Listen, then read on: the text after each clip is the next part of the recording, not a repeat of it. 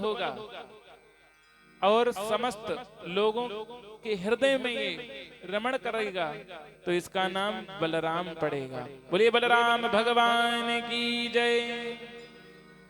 और कहा कि इसका नाम संकर्षण और पड़ेगा और इनका जो अस्त्र शस्त्र होगा हल और मूसल, हल से ये खींच लिया करेंगे और मूसल से ये कुचल दिया करेंगे, इसलिए इनका नाम हलधर भी पड़ेगा। बोले हलधर भगवान की जय। बोले संकर्षण भगवान की जय हो। और जैसे ही रोहिणी के गोद में जो यशोदा का पुत्र है उनको देखते ही आज मानो समाधि लग गई, देखते ही रह गए, देख करके कुछ बोल ही नहीं पाए। तब यशोदा मैया ने हिला दिया कि ओ महाराज क्या हमारे लल्ला को नजर ही मार दोगे क्या? तो कहा अरे अरे हम तो अपने को भूल ही गए थे। और कहा प्रागयं वसुदेवस्य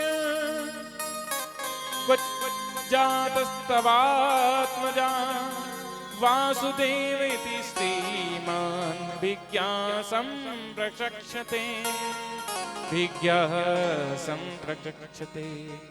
ये जो पुत्र है ये तुम्हारा नहीं है, ऐसा कहने ही जा ही रहे थे कि तुम्हारा नहीं है तो वसुदेव का पुत्र है। उसी समय भगवान कन्हैया ने गर्गाचार्य जी की दाढ़ी पकड़ ली। ओ महाराज वहां नहीं यहीं रहो जहां वर्तमान बैठे हो। गर्गाचार्य जी की जैसे ही दाढ़ी हिलाई तो तुरंत दिमाग घूम गया, अरे हम तो भूल ही गए थे। तो जैसे ही सुना कि वसुदेव का पुत्र है तो नंद बाबा कहने लगे महाराज ये क्या कह रहे हो? कहने लगे नहीं नहीं ये इसलिए कह रहे कि इसके पहले ये वसुदेव का पुत्र रहा है। ऐसा घुमा करके बात को कहा और कहा कि इसका नाम इसलिए वासुदेव पड़ेगा। बोले वासुदेव भगवान की जय। और कहा कि यह कृष्ण पक्ष में इसका जन्म हुआ है इसलिए इसका नाम कृष्ण भी पड़ेगा। और इसका वर्ण जो है रंग है वो काला है इसलिए इसका नाम कृष्ण पड़ेगा। जब ये गाय चराने जाएगा तो इसका गोपाल नाम होगा। ऐसे इसके कई नाम होंगे। तो कई नाम बता करके मैया को तो कुछ समझ में नहीं आया। कहने लगे पंडित जी आपने जो कृष्ण कहा है, कृष्ण कहते ही हमारी तो जुबान एकदम टेढ़ी हो जाती है, हम तो कृष्ण कह ही नहीं पाएंगे। सबसे बढ़िया हम तो अपने लल्ला को कन्हुआ कहेंगे, कन्हुआ और बलुआ। अब तो मैया के वे कन्हुआ और बलुआ हो गए। बोले कृष्ण भगवान की जय। और इसके बाद में मैया ने कहा महाराज अब आप आए हो तो हमारे घर भोजन करके जाओ। तो गर्गाचार्य जी ने कहा आप यदुकुल के, हम ब्राह्मण, हम तो भैया भोजन आपके यहाँ का करेंगे नहीं। तो कहा महाराज अपने हाथ बना लीजिए। बढ़िया सुंदर रसोई दी, सुंदर चूल्हा दिया और बटलोई दी। तो कहा कि महाराज इतनी जल्दी बन भी क्या सकता है? तो कहा कि महाराज खीर बना लीजिए। बढ़िया सुंदर दूध व्यवस्था कर दी, सब व्यवस्था कर दी। अब खीर बनाई और खीर बना करके जैसे तैयार करी तो भगवान का भोग लगाने बैठे कि तुदीयं वस्तु गोविंदम तुभ्यमेव समर्पयेत् गृहाण समको भूता प्रसीद परमेश्वर। जैसे ही भोग लगाने बैठे कि उसी समय आंख बंद करके भोग लगा ही रहे थे कि कन्हैया वहीं पर आकर के खाने लग गए। अब बड़ी तेजी से चिल्लाए गर्गाचार्य, ओ यशोदा तुझे समझ में नहीं आता, मेरी सारी खीर खराब कर दी। अब बताओ तेरे लल्ला की झूठी खीर मैं खाऊंगा? यशोदा मैया भागती हुई आई, कहा महाराज क्षमा करें, लल्ला छोटा है। कहा कि जब इतना छोटा है पकड़ नहीं पाती है तो बुढ़ापे में क्यों पैदा किया? और इसके बाद में बड़ी गुस्सा आई, बड़ा क्रोध आया मैया को भी। मैया ने भी कन्हैया को उठा करके एक कमरे में बंद कर दिया, कुंडी लगा दी, ताला लगा दिया और चाबी गर्गाचार्य जी को। कहा महाराज फिर से बना दिया।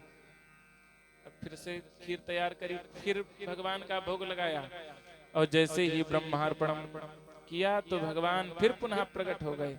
अब जैसे ही प्रकट हो गए तो समझ में नहीं आ रहा है कि सपना देखा था मैया ने ताला लगाया था कि सचमुच चाबी देख रहे, चाबी अपने पास, कन्हैया भोग लगाए जा रहे हैं, सब लपेटे बैठे हुए खीर। बस समझ गए कि साक्षात भगवान ही हैं। उसी समय चतुर्भुज रूप में भगवान ने दर्शन दिए। आज गर्गाचार्य इतने प्रसन्न हुए जिस प्रकार से महाराज वशिष्ठ को प्रसन्नता हुई थी कि आज मेरा पुरोहित कर्म जो अति निंदनीय कहा गया है, आज मैं धन्य हो गया पुरोहित कर्म करके। आज वही धन्य गर्गाचार्य जी भी अपने भाग्य को धन्य धन्य कह रहे हैं कि आज मैं धन्य हो गया आज ये पुरोहित कर्म प्राप्त करके। और भगवान कृष्ण से प्रार्थना करने लग गए, प्रभु बोले कृष्ण भगवान की जय। कि सच्चे ना सही झूठे ही सही आखिर तो तेरे दीवाने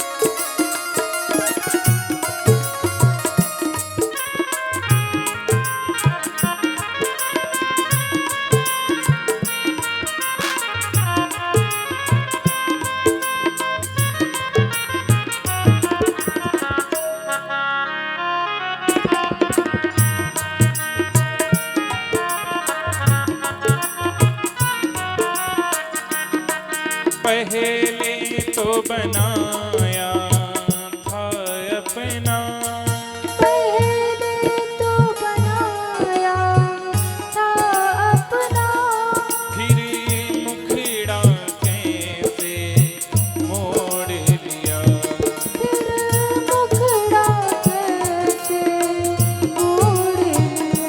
प्रभु लायक न सही, हम तो आपको पहचान नहीं पाए तो मैं बड़ा नालायक हूँ।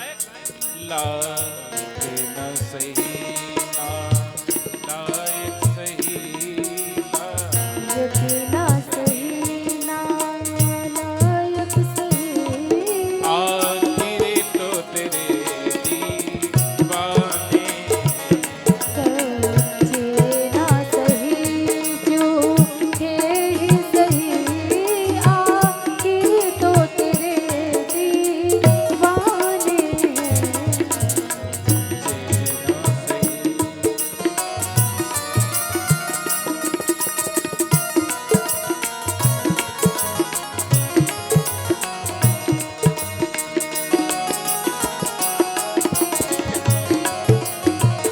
और कहने लगे प्रभु बेताब न कर बर्बाद न कर, बेताब न कर बर्बाद न कर, हैरान न कर अपनी रहमत से, हैरान न कर अपनी रहमत से।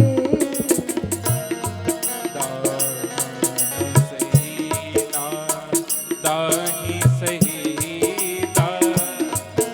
सही ना दाही सही आखिर तो तेरे दीवाने।